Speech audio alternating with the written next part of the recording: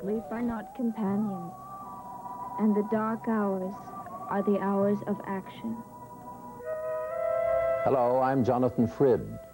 Welcome to the world of Dark Shadows, and welcome to a very special program which celebrates the enduring fascination of this dark Gothic tale from daytime television in the late 1960s, and which proudly celebrates its return to the metropolitan area next week on WNYC TV.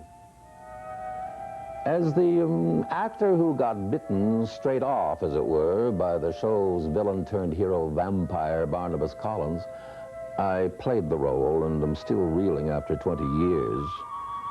I gladly embrace, therefore, this occasion to recall those halcyon days from my present perspective, engaged as I am in theatrical endeavors that in some ways had their genesis in that very important role. Yes, I remember how it all began for me as I joined that family of actors with almost a year of the story behind them, acting out those strange, alluring tales of the undead, of ghosts, and of moonstruck mortals with their tortured pasts, their unbridled passions, and terrible secrets. Remember the sea cliffs enveloped in heavy mists, the crashing waves below, and oh yes, those endless storms. And dominating all, the great French chateau-style mansion of the modern-day Collins family. But for me, there is a very special memory. How Barnabas, with his seductive charms, was able to elicit an invitation from Elizabeth Collins Stoddard to take over what was affectionately known as the Old House. It is here, of course, where Barnabas finds solace in his own private grief and indulges the most terrible secret of all. For it was here where he had been born, and here where he had grown up almost 200 years ago.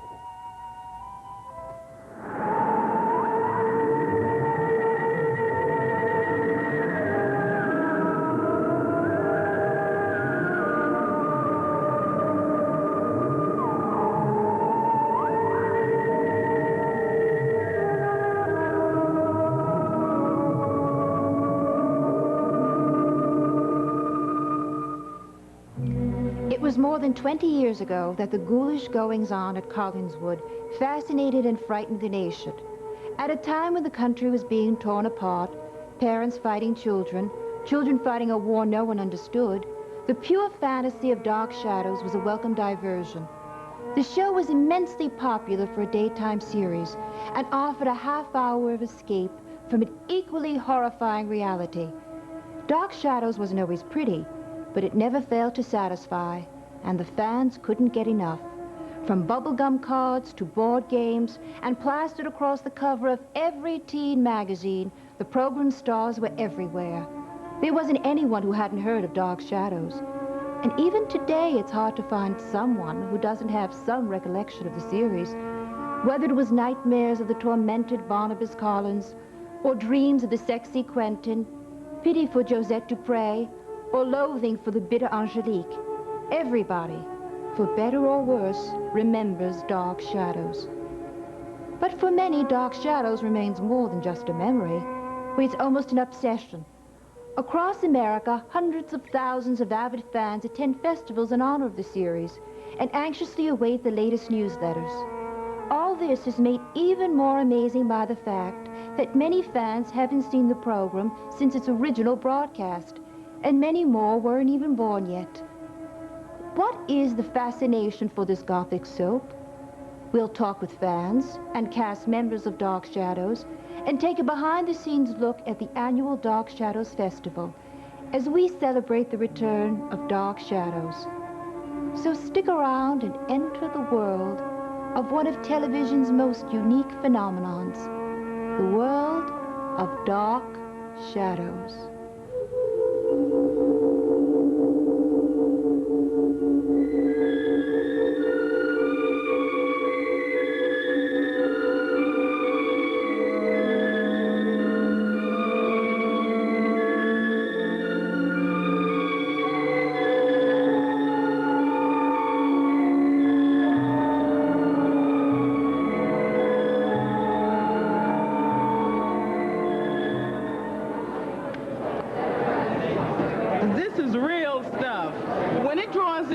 many people, you know, there's nothing negative about this. This is real stuff.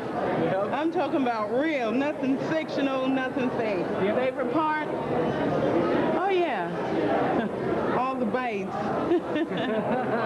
Yeah. Barnabas was the show. And Angelique, too. She was great. Yeah, I want to give it to a friend. I like the two of them together. This lady. Well, I've been attending these things for like a good few years now, and the first time, my heart was like boom, boom. You know, but it's still special each time you meet these people. There's just something about them, you know, that just doesn't wear off.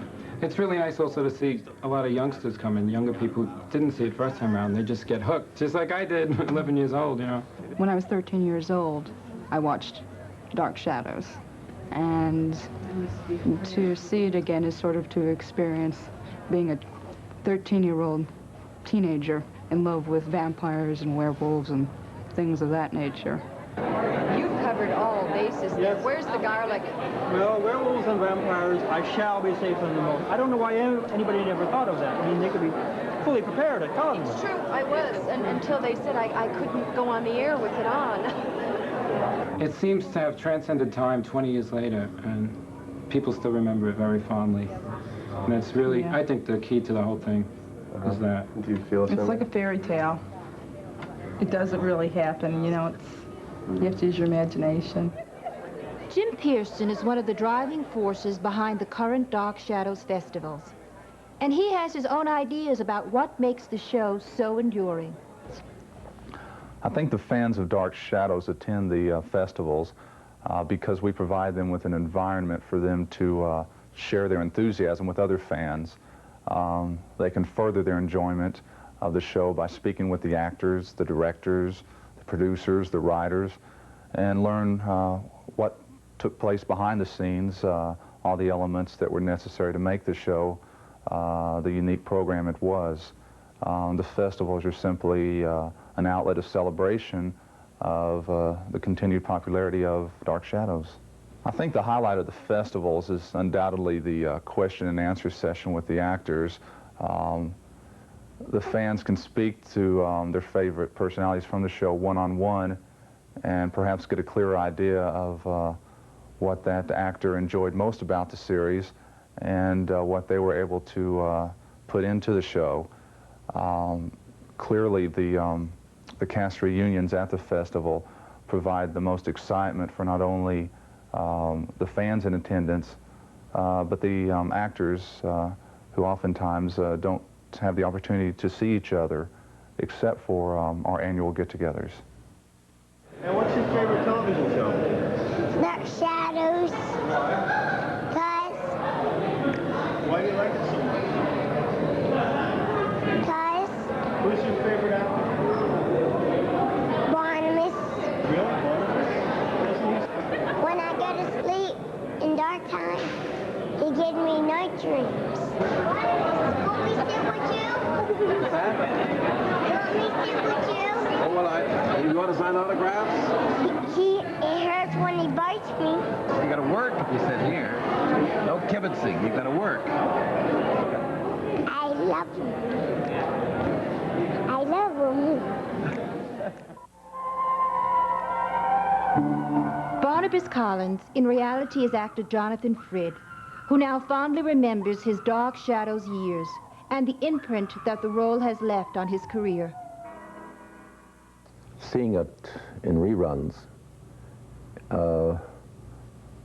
because I've a little bit more relaxed about it 20 years later, I can see the value of the show much more clearly than I could at the time. I was too much involved day by day learning those scripts to ever feel fully satisfied or even partially satisfied with my work or the work of the show in general. But looking back, the show has a great deal of charm to it, I've discovered. A sort of, as I refer to as a dark brigadoon. It had a certain charm, simplicity about it, in spite of the rather convoluted scripts every once in a while. But I look back and see the value of Barnabas. He was a very interesting character, a bit multifaceted. And I look back quite warmly and quite happier about it than I was at the time. Well, that's an interesting point you've made there. I hadn't thought of that, the difference between its popularity now and then. It's sort of become a part of American folklore almost now, or certainly a cult thing. But, of course, it surprised me extremely at the time when it became as popular as it did then. It was an immediate thing, and it's hard for me to talk about it in those terms. I have to think about that. Well, of course, I think every actor brings a great deal of himself to whatever role he does. Sometimes the critics say, well, you see that same thing in every role he does. Well, of course, it's the same actor, it's the same body, same voice. Sometimes critics are a little unfair that way. But I did bring a great deal of myself to it, I suppose. On the other hand, well, let me qualify the similarity between Jonathan Frid and Barnabas while I'm at it. Certainly, I was very nervous doing this show. It was the first time that I had done a really important role in a daytime serial, which meant new scripts every day, pretty well. And it was very difficult for me. I frankly admit to being a slow study, and which means, of course, that it's much more difficult for me to learn these scripts every day. So I was very, very nervous. And with this new company, I mean, it had been established for a year before me, and I came on to meet all these impressive television actors, and I knew I had an important obligation to the show, even then. And so I felt nervous, but then one day, well, this came to me rather gradually. I didn't really see it all at once, but Barnabas himself is a very nervous person coming into this environment. He was born 200 years before. Now, if you accept this way-out premise of the character, that he came out of a coffin and has to hide his identity for obvious reasons. I mean, when you think about it, if such a thing could happen, think of the terrible anguish, the terrible agony for this man who has to present himself in a new century. I mean, it's a vampire. He's never been one. I mean, at least he was, I guess it's before he was put away, but it's a terrible thing for a person in a predicament like that. So he has a lot to be nervous and unsteady about.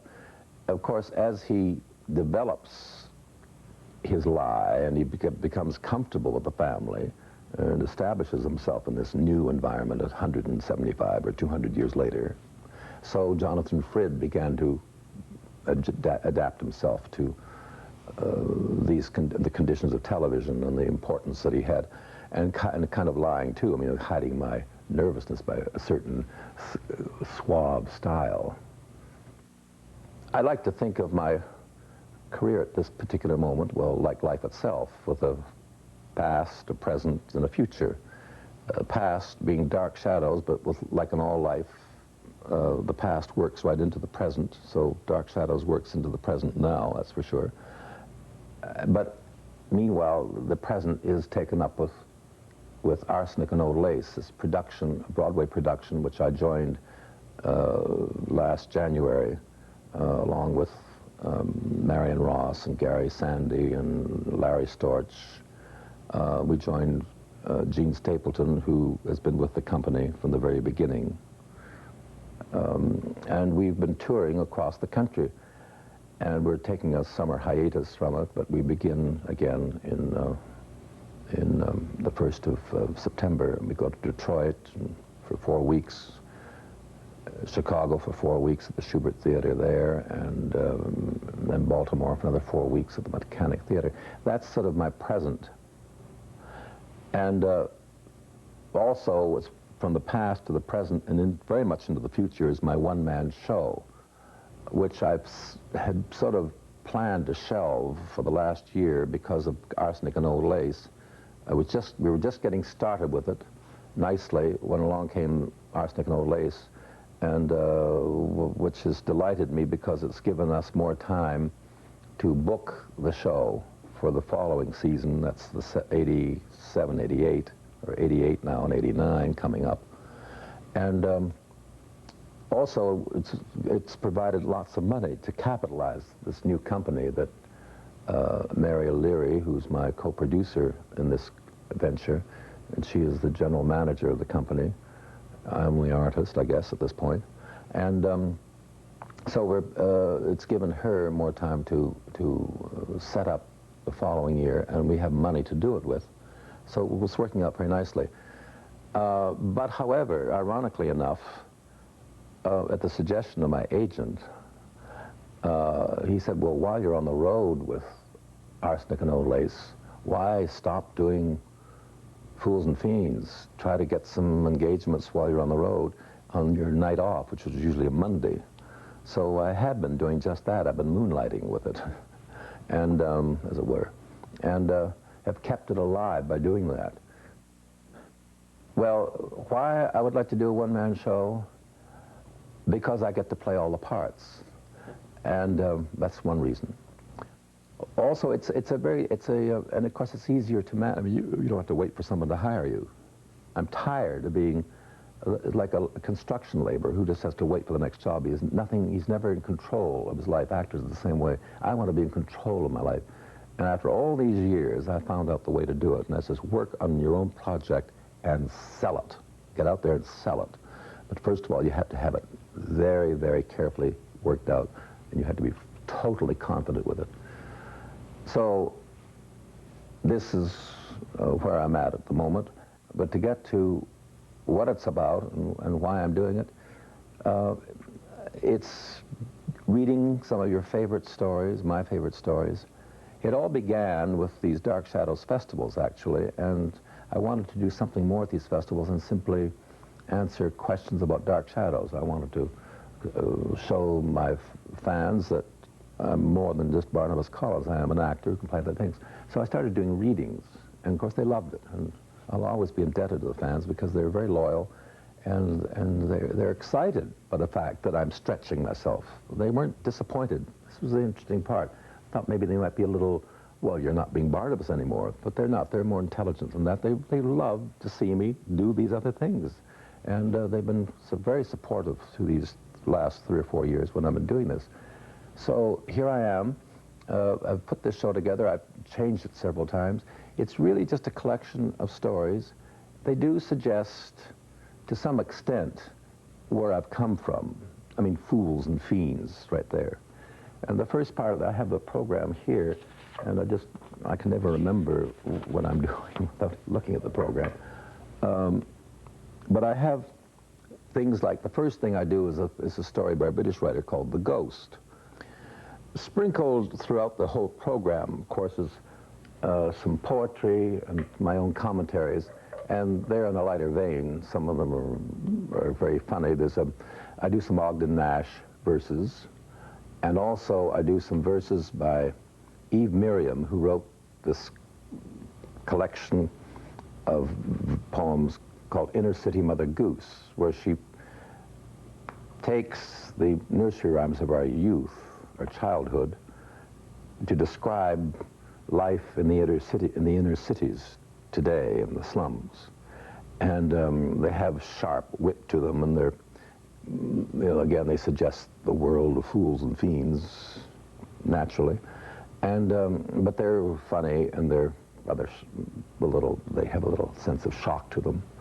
But I sprinkle that throughout. So I keep the show moving constantly. Someday, I hope, after we've done Jonathan Frid's Fools and Fiends 2, I hope to do Shakespeare's Fools and Fiends 1 and 2. Sarah! Sarah! We'll be back with actress turned author Catherine Lee Scott.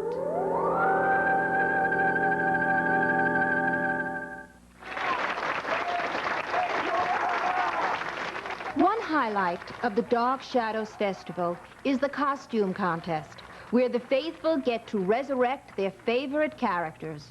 This is Barnabas Collins, 1796. Forbes, you look surprised to see me. Why? Because you thought I'd gone to England? That's not what you told my mother. and told her that I was alive and hidden in the tower. She found me there. And so you told my mother. Do you know what happened to her? She's dead. Dead. She committed suicide because she found out about me. And she found out about me because of you. Didn't you? A Collinsport strangler. Is that what you think? Go ahead. Shoot me. Go on. Shoot. Shoot. Shoot!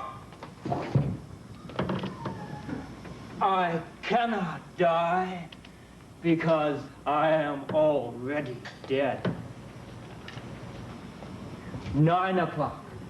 When the clock strikes 9, you will die.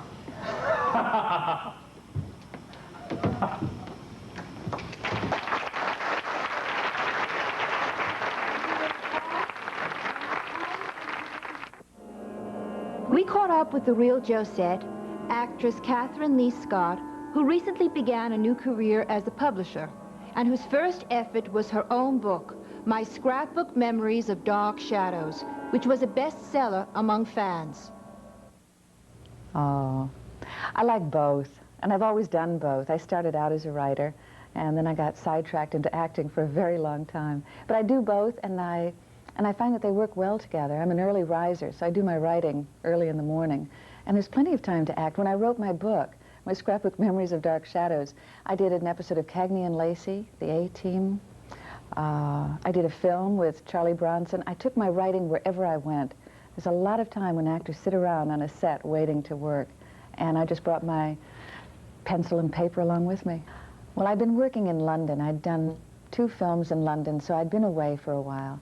And I came back in the autumn, and I discovered that Joel Crothers had died, and then Grayson Hall died as well, and they were 2 very close friends. And their deaths were so sudden, and it brought back a lot of memories. And I think that was the catalyst for making me want to do a book. And it coincided with a visit from my parents, and my mother reminded me that when I left the show, I moved to Paris, and I left a trunk in the attic of their house in Minneapolis, and that trunk was still there. And because I'd packed it right before I left, there were old Dark Shadow scripts and journals and diaries and funny bits that, had they stayed with me, I would have thrown them away. But because they were sort of in a time capsule in my parents' attic, they were preserved. So when I decided to write the book, they shipped me the trunk, and I had all of my research right there. In the back part of my book, I included all of the actors who had ever appeared on Dark Shadows and all of the characters that they had ever played, and the time periods they played them in. I don't know if you're aware of it, but some of us played 4, 5, 6 characters, and 3 or 4 actors on the show played 10 and 12 characters. So in the back, I put down the actor and all of the character names and all of the time periods. And as you're going through that list, you'll find Abe Vigoda's name, and Ken McMillan played a bartender, and Marcia Mason played a vampire girl. We had some very interesting grave diggers. But people who came on just for an episode or 2, and then went on to do other things. And then among the regulars, there was Kate Jackson and David Selby, and Johnny Carlin, Laura Parker, Christopher Pennock, some very interesting actors. Oh, Susie Sullivan is an old friend from before either of us ever did any acting work. And Susie reminded me, when I gave her a copy of my book, she reminded me that she should be in the book, because she'd been doing repertory out in the Middle West, and she got back to New York, and I got her first job on camera. She played a ghost. And she said that while she was in front of the camera doing the work, I was standing back by the director giving her all kinds of signals. So I don't know why I forgot to put that in the book. But now, of course, she's on Falcon Crest with David Selby. Fortunately, I've got a good memory. And it was my very first job out of school. So a lot of those memories came back without a great deal of thought. I mean, once I started writing, I rarely used my eraser. It just flowed. And the other thing was that I had all of those photographs. I'd been dating a young man who was a photographer for Time Life. And the Time Life office was about 3 streets away from our old studio. And he used to come over and watch me, and he'd bring a camera. And his name is Ben Martin. We've been married now for 17 years, but we met about that time. So he took a lot of photographs, and of course those were in the trunk as well. So looking at all of those old photographs, some of them were taken in the first 2 weeks of the show, when Mitch Ryan was on, and Alexandra Molka, and it was very early days. So I have photographs from the very beginning of the show. I do have a book coming out later this month, and it's called Lobby Cards, the Classic Films. And it's 80 color plates of lobby cards from the Michael Hawks collection. And lobby cards with the 11 by 14 placards that were in the foyers and lobbies of movie theaters. And lobby cards have been around since the very, very first films. And the reason why I'm proud of this book is the research that went into it. I chose classic films, beginning with the very first lobby cards in 1912, which were done in the old rotogravure process. And the first color plate in the book is this one. It's D.W. Griffith's film Broken Blossoms with Lillian Gish. And they go from 1919, and there are 80 of them, and they go all the way up to Casablanca and, well, there's Woman of the Year and Maltese Falcon. And they include some really classic films. For example, there's Gloria Swanson and Rudolph Valentino, and Charlie Chaplin in The Gold Rush, and, as I said, Maltese Falcon. And there's Greta Garbo and Erich von Stroheim. And their color plates are really beautiful. I'm very proud of the reproduction. And Michael Hawks' collection is really special. So I'm proud of this book. I should say that Dark Shadows wasn't a part of our lives for about 15 years. And now, all of a sudden, with all of this interest in Dark Shadows, suddenly it is a part of our lives again. And I get a kick out of watching a few episodes and thinking back to those days 20 years ago. I think that's going to happen for the New York fans that watch the show. You bring your own life from 20 years ago when you do watch it. It sort of makes you reminisce where you were in college, whatever you were doing.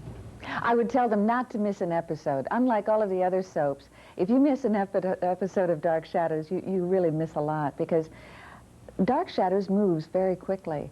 And we also do time tripping from one century to the next. And to make it even more difficult, we work in parallel time. So there are times when part of the show takes place in 1840, and we're also in the present time. So in my book, I decided to include a synopsis. It's sort of an overview of the plot line for the full 4 years.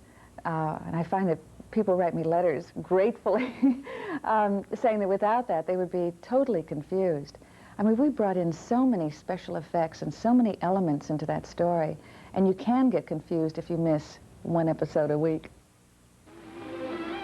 Actress Joan Bennett provided the marquee value to the show's early years as the family matriarch Elizabeth Collins started. Miss Bennett starred in films like Father of the Bride, Little Women, and Scarlet Street before turning her attention to daytime television. Oh, I think I'll change my mind. I could stand a drink. A rum Collins. One rum Collins? Yes. Oh, come on. Keeps me company.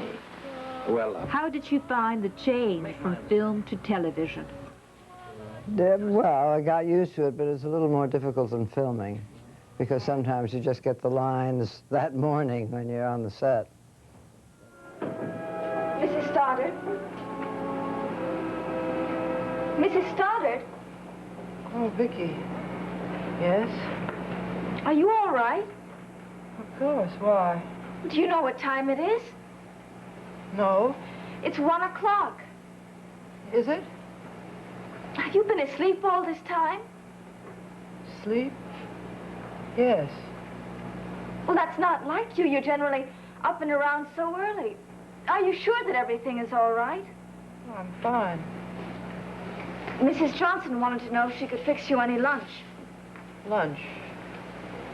What shall I tell her? Tell her not to bother. She remembered fondly the first days of Dark Shadows shooting, where veteran actress and star-struck kids were all equals. Well, I liked the cast very much, and they were all very talented. Obliging, especially the one who carried my daughter. How do you get... This year, the festival presented a retrospective look at the career of Miss Bennett. How does the woman who worked with Spencer Tracy, Humphrey Bogart, and Edward G. Robinson feel about the current trend of colorizing the Hollywood classics? My husband doesn't like the colorization. I don't mind it. Joan Bennett, an American original. The way I look at it, every painting, if it's any good, is a love affair. Oh.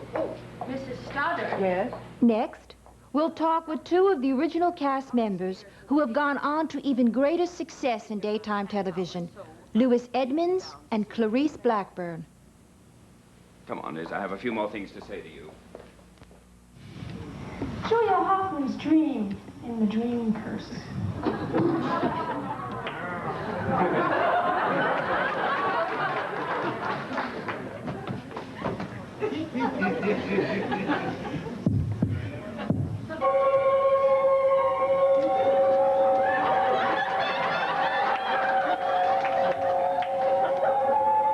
Who is it?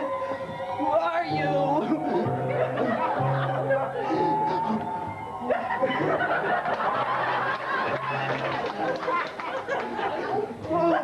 It's horrible.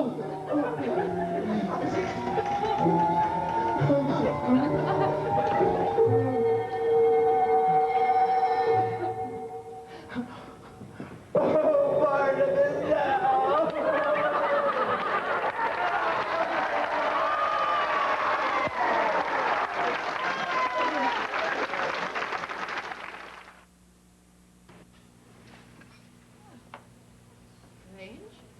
Clarice Blackburn was Mrs. Johnson, the housekeeper at Collingswood, and the woman who helped introduce us to Barnabas Collins.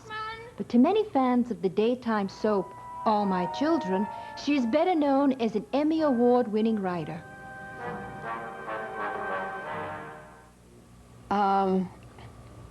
It was very special, of course, even to audition for it. You know, I heard they wanted a housekeeper that they wanted the Mrs. Danvers, you know, from Rebecca, that kind of lady. So I ran out and got myself a black wig with the, you know, to look like the Judith Anderson role. And I auditioned and I got the part and I was thrilled, and they said, stay with that wig. They wanted that look. But then the part was not written as a sinister Mrs. Danvers at all. It was written very down-home kind of local woman that had come from the town to work as a housekeeper, and it was a fun experience. And it started out live, you know. There were, and then even with the taping, they didn't like to retape, so there were moments when it was pretty hair-raising about getting through. Well, I had always had a thing for writing. I mean, when I was in acting class with Uta Hagen, and she'd say, because I'd write scenes for the class, and she'd say, why don't you write a play? And I always said I didn't have enough to say. You know, I censored myself. I wasn't Chekhov. And so I would write scenes occasionally, but I never did it professionally. However, in the 70s, I was acting at the time, and there was an opportunity to write for a soap. I knew somebody, and I did a sample script, and it wasn't, it didn't have to be, as I said, for the theater. It was, had to be Chekhov. I felt less censoring about it, and so I, since I'd been acting in soaps, I took a flyer with it, and I started writing for Love of Life. It was a half-hour show. And I was very happy with it because it was steady, and acting is not. But then I was writing Love of Life, and I got called to do an acting job on As the World Turns. And I said, oh, I can't, I'm busy writing. But the agent said, oh, they want you, it's only 5 weeks. And so I did the acting and the writing at the same time. And the acting job, they liked me so much they kept me on, and the writing job went off. So I was constantly juggling the two. And then when I got the one on All My Children, it was too heavy. I couldn't act because I was writing 5 one-hour shows every 4 weeks. There's just no time for acting. Well, of course, my feeling is that basic to all soap operas is the same thing as basic to the great plays, to fairy tales. There is there's royalty. Of course, in our country, we don't have royalty, so it's the rich and the powerful. And that's who people are interested in. And Collinwood, the Collins family, up the big mansion up on the hill, that's just like the king and queen and the royalty. And of course, you know, Dracula came along. It was Count Dracula. And when Barnabas came, he was, you know, from a time, he wasn't just they're not just ordinary folks. The ordinary folks interact with them, but they're always, all soap operas that you look at have the rich and powerful family. Mm-hmm. And that, I think, is basic to storytelling. Everyone wants to know about the king and queen and the princess and all the rest. Both Dan Curtis and Agnes Nixon are very strong people, each in their own way. They're very different, but they each have vision and purpose to them. They didn't just fall into whatever. They have very strong focus as people. Dan Curtis came from, as I remember, he was doing sports shows and would be practicing his golf shots in his office or something. And so this seemed such a faraway thing, but somewhere there was the romantic notion and the idea of being captured by even the Wuthering Heights or the Rebecca kind of theme to begin with. Was not the kind of guy that you'd think of that produced sports shows, you know. I guess my first main highlight was working at Circle and Square, the old Circle and Square, when I did The Grass Harp and American Gothic. That was in the early days of Off-Broadway, and it was a wonderful period in my life. And then I did the Broadway shows with Shirley Booth, The Desk Set, and Juno, and then The Miracle Worker with Anne Bancroft. I replaced Pat Neal as the mother. And I had a wonderful TV shot that was Ethan Frome with Julie Harris and Sterling Hayden. I played the wife, and I got wonderful reviews and so forth, but I've enjoyed working on the soaps. That's been a very special thing. Acting in them and writing for them has been a wonderful experience. I never think about to be remembered. It sounds like you're going in your grave or something. I'm planning to be out there and continue working. I'm going to try to do some more acting, but I'm definitely still in there. Why don't you do that, Liz? Why don't you hang a sign out front and let out all the rooms? It isn't often an actor can find success in two different theories, but Louis Edmonds, who played Roger Collins, has scored big in both Dark Shadows and All My Children. I'll never accept it. I'm afraid you'll have to. There must be something I can... Oh, yes, certainly. It's kind of a long time since Dark Shadows, and I can't remember the feeling except mostly of pleasure, but it was a whole different ball game. I hate to say that word, because of later on in the costumes and the atmosphere. The atmosphere of the story is the thing that I think affects the feeling that we have more than anything else. And indeed, we were Gothic, and the rain was, the sun never shone in Collinsport. It was always raining, and the lightning and the thunder was cracking out there. That would affect, I think, one's feelings, as it would in real life. And the feeling you have so many years later in All My Children is quite different. The company is different, which I suppose accounts for the main thing. It's a contemporary thing. Well, acting is a challenge period from day to day. For me, I was trained as a costume actor, shall we say. My training at Carnegie Tech, now Carnegie Mellon, was in the Chekhov, the Shakespeare, the Shaw.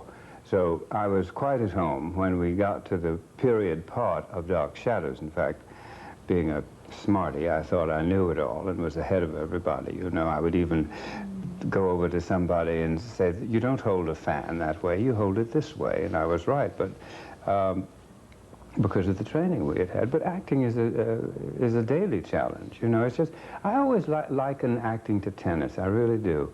I think that every time you serve, the minute the ball leaves your racket and bounces over, and the challenge is on, you know. It's a minute-to-minute thing, and the same thing in acting. It's a challenge to live, really, minute to minute. Well, when I was young, I remember wanting to play Shakespeare's Richard II. And that didn't come my way, but after that, other parts came to me without my even knowing about them or asking about them. One was Cyrano. I had a wonderful time playing Cyrano. And the Man of La Mancha, Don Quixote, which is similar to Cyrano in a way. That was great fun. That came to me.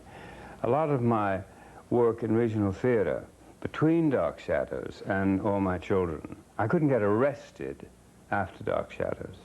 I just couldn't, except, thank goodness, the regional theaters began to pick me up and ask me to come out and offer me nice parts. And out there in the field, I had a wonderful time playing things out there, really. Captain Vere in Billy Budd, though, you know, it's not the part, it certainly is one of the characters in the play, but I had great sort of almost spiritual satisfaction playing that part. I really did. It was a first, and I think that when you see it replayed, I saw it replayed once, I think, or twice when they did it the last time. And it did seem like seeing kind of an early Hitchcock to me. Maybe I fancied that, but there was something about that. There's a quality to the work, I think. Even the dear mistakes of seeing a camera boom occasionally and seeing a great heavy door shake like a leaf when somebody's standing. Even so, I think it had a little merit quite apart from any other soap, surely. And I think it's natural that, and the hard work of the organization of the young people who have kept it alive through these annual reunions and conventions and whatnot. I think they've done a wonderful job, and I think that too is partly responsible for the interest taken in it. Well, the relationship of the actors to the technicians in Dark Shadows drastically changed when we got into the supernatural and went back into the various periods. The technical people had a field day. It was like making an MGM movie every day, and the only drawback about that was that very often we actors felt that we were being slighted with rehearsal time because we were just huddled in the corner where we should have been running our lines. I don't know if we did or not, but the technical aspect got first priority. The chroma key. It would take forever to set up the chroma key, because that was very important in those days, where with the aid of the chroma key you would see somebody's head being slowly removed or whatever. But I will say this. Katie Scott told me about this the other day. She put out this book, you know, and very sweetly, and the pictures of us and stories of us, and I've looked at the pictures, but I haven't read the book. As a matter of fact, I loaned the book to one of the cameramen from Dark Shadows, who is now with us in All My Children, and he hasn't given it back to me. But at any rate, I remember that in those days it was expensive to stop the camera and start it up again, and I thought I was through. And I went upstairs to the dressing room and started taking off everything. And Bob Costello, the producer, came screaming up the stairs, "You're back on, you're back on." I said, "Oh my God." So it was too late to redress, which is better than the story I remember. I remember pulling up my breeches and running down those little narrow stairs saying, "Hold the tape, hold the tape." But what they did was, I don't think they stopped the tape, thereby saving $500 or something, and they got me in to the mantelpiece, and they just shot like this, you know, and I was probably naked as the day I was born below, And I was shaking so from the nerves of it, you see, that I was holding this glass of wine, which Katie said was spilling all over the place. Now that's funny.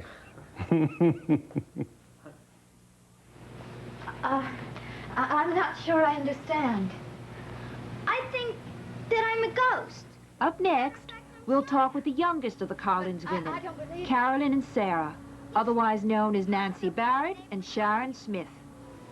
You're not afraid of me, are you? This is Eileen Lynch Farrar, as Angelique Dubois, former domestic servant, victim of unrequited love, and full-time witch. She's come here just to tell you about herself in her own peculiar style.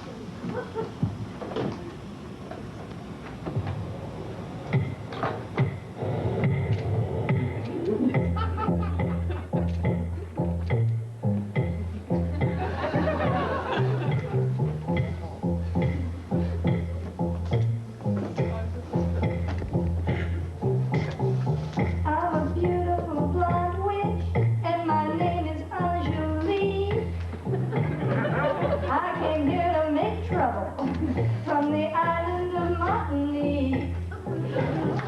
I love Barnabas Collins, so I went and ruined his life and turned his sweet fiancée to his uncle's wife. 'Cause I'm a woman, W-O-M-A-N,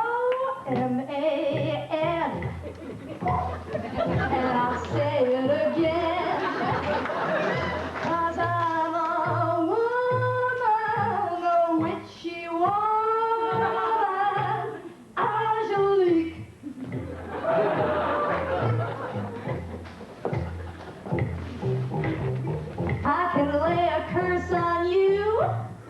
Really mess with your head and never, never let you forget you're undead.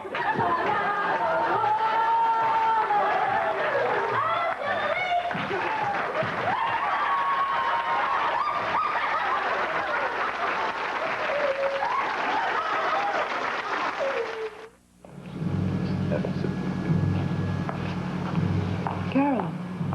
Hello, Mother. Nancy Barrett played, among others, Carolyn Stoddard, a troubled young lady whose dazzling blonde hair shone like a beacon through the dark shadows of Collinswood.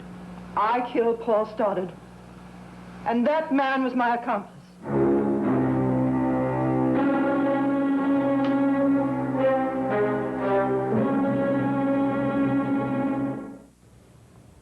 It was an education for me. I had never done television to that extent before, every single day, or 4 or 5 times a week. And I wasn't that comfortable working before the camera. I learned that the camera is my friend, that the people who work in television are my friends, and I really learned a great deal. Also, it gave me an opportunity to do lots of different kinds of characters. I've always been a character actress, and by the time Dark Shadows went off the air after 5 years, I had played at least 8 totally different, distinct characters, most of whom were quite mad or in dire straits, usually crazy. In other words, I have not spoken with people who I felt watched the show with a relatively cynical point of view. People seem to want to be taken along, to be taken into the adventures of this family. And of course, the period characters, you know, the period stuff we did, 1795 and then the 19th century, whatever that was very interesting because we would play, I know that more than once I played at least 2 characters within one segment. Now this is 2 characters within a 22-minute episode. So that was rather spectacular. Carolyn was a very 1960s character. The first show I did for Dark Shadows was, in fact, the second show of the series. And the first time we see Carolyn, this was when we were in black and white, I was dancing wildly. I had long blonde hair. I was flinging myself about, very, again, very, very unrestrained, you know, the way teenagers wanted to behave. I was 17 or 18 years old. Carolyn was 17 or 18 years old. Very rich, very spoiled. Totally despicable, really. Carolyn always had a slant on the goings-on in Collinsport that the rest of the characters didn't have. I think all of my characters were at least somewhat quirky. Possibly because that's the way I am. I tend to be very private, and it came as a shock to me when I realized, for instance, that I was recognized on the crosstown bus, on the street, in restaurants. I was not accustomed to that, and I never really became accustomed to it. I was not too comfortable with it. I still feel that the Dark Shadows family, it really was a family, was a close one, because we had the feeling that we were creating something. Now, it's true, it was Dan Curtis who imagined it. If you were in the middle of the Atlantic Ocean in a leaky rowboat with one oar, Dan Curtis is the person you would want with you. He has ways of getting things done and getting them done effectively. But it's greatly to Dan's credit that I feel he cast it very well. He took a chance on a lot of us. We were not that experienced, certainly not in television. And I really think he's a man with great foresight, perception. To relax on the set, we did a lot. This doesn't sound particularly relaxing, but we ran our lines a lot because we knew time was extremely limited, and we simply had to know them. Alexandra, who played Victoria, and I always had a terrible time when we worked with Louis Edmonds. Louis Edmonds is one of the world's funniest men. He's just extremely charming, somewhat grand, and wonderfully funny. And every time Alexandra and Louis and I had a scene together, Alexandra and I had a terrible time not to end up on the floor in a fit of giggles. You know, we were very young. This was totally new to us, and Louis was just so darling, so delightful. Could something like Dark Shadows work again in daytime television? Yes. Why not? I thank the fans for watching. I thank them for watching originally and for supporting the series, and I thank them for having supported it sufficiently through the years to warrant WNYC's rebroadcasting it. I think it's wonderful. I'm very pleased. I hope they all watch it and enjoy it as much as they did the first go-round, and remember it as fondly as I think they do. I hope it lives up to expectations.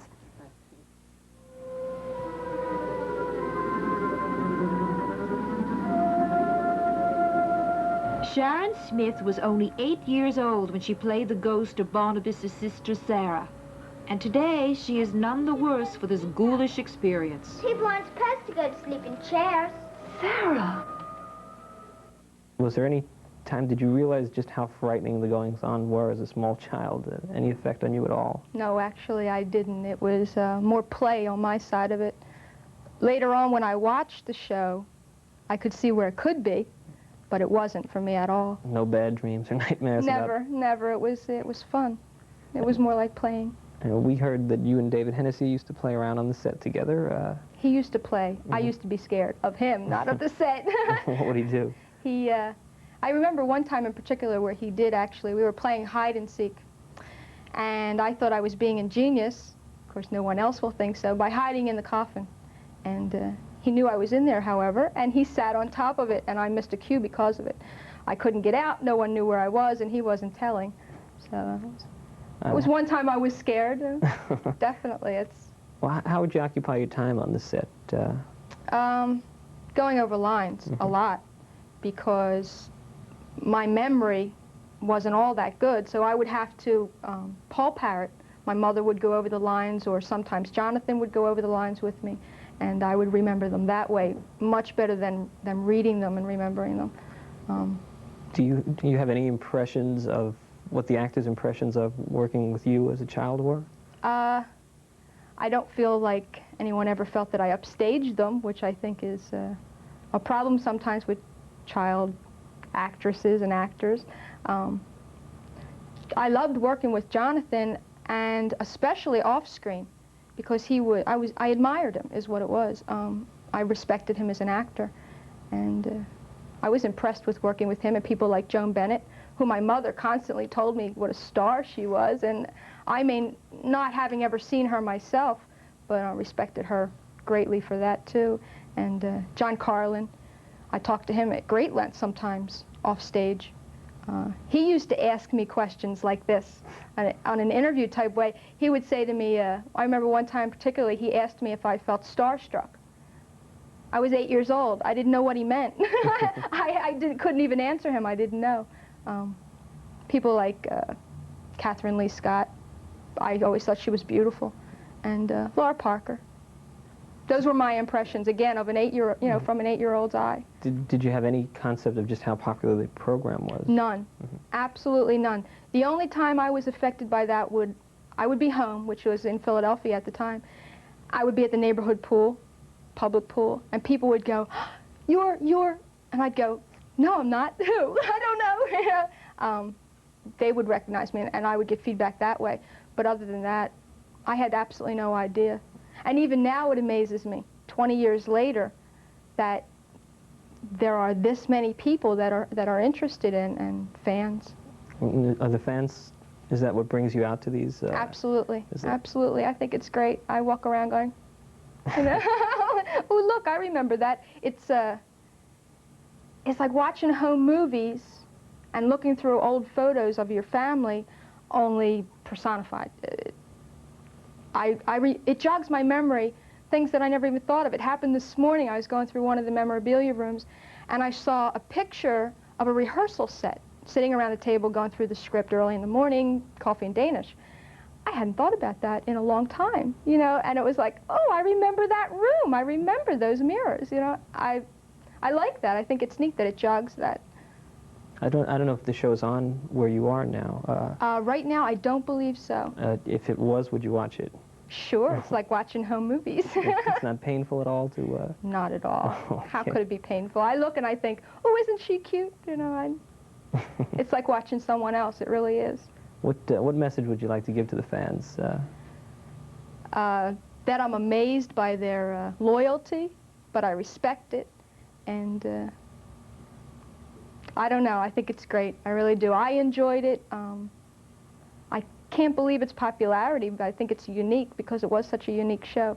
Even though sometimes I watch it now and the fans won't like to hear this, but I look at it and I think it's a little dated, camera work-wise, script-wise, a little bit of everything. But at the same time, it's refreshing because it's so unique. There isn't anything else like it on TV that I know of, that I've seen. And what's your advice to 8-year-olds who want to get into the business? Join the Girl Scouts. Thanks for watching. And remember, Dark Shadows returns to New York this Tuesday at 8. So join Barnabas and all the residents of Collingswood for the resurrection of Dark Shadows on Channel 31. Good night.